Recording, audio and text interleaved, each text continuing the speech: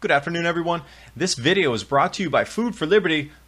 Click the link below to check out their heirloom vegetable seed kits in their range of long-term food storage. Jumping over to The Guardian, butter prices at all-time high. They're predicting a butter shortage by Christmas.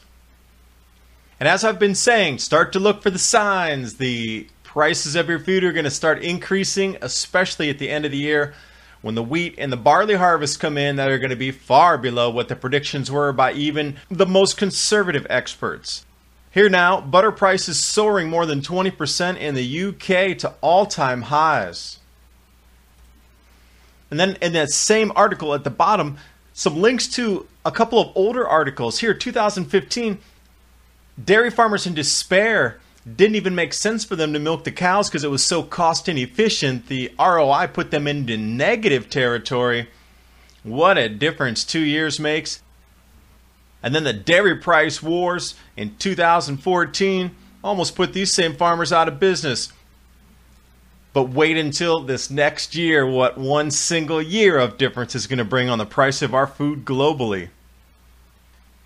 Now, in my channel, I focus on weather extremes brought about by the grand solar minimum, the intensification of the 400-year cycle of our sun, having effects on our jet stream, the intertropical convergence zone, and how it's going to shift weather patterns.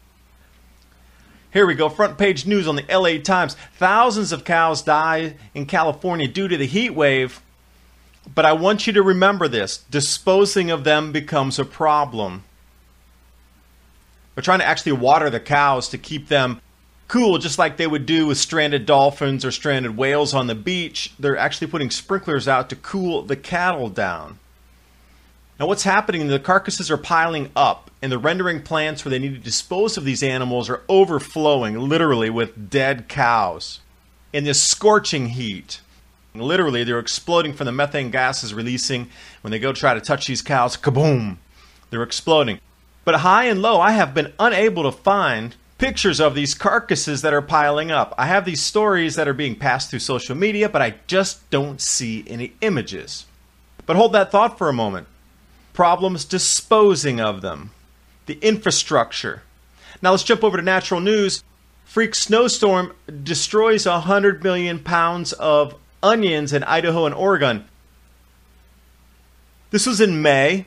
And what had happened, there was such heavy, such wet snow that it collapsed warehouses and different onion storage facilities. And because all these onions had spoiled, unbeknownst to myself, I didn't know there's an onion maggot, which tends to then thrive because it has such a large food source that it can then infect healthy fields later on. So the government requires, if there's any types of these tonnages of spoiled onions, they have to be disposed of, literally, proper federally regulated disposal facilities. But we find the exact same thing, that these disposal facilities were overwhelmed with the losses. Now they're being overwhelmed with the cattle that they can't dispose of. They even called it a minor miracle that the culled onions could even be disposed of. 100 million pounds of onions is no easy task. And I wanted to drive the point home. And here we have two instances of something that can contaminate the rest of a healthy crop or a rest of a healthy herd, that our infrastructure is already being overwhelmed. And we're not even really overwhelmed yet.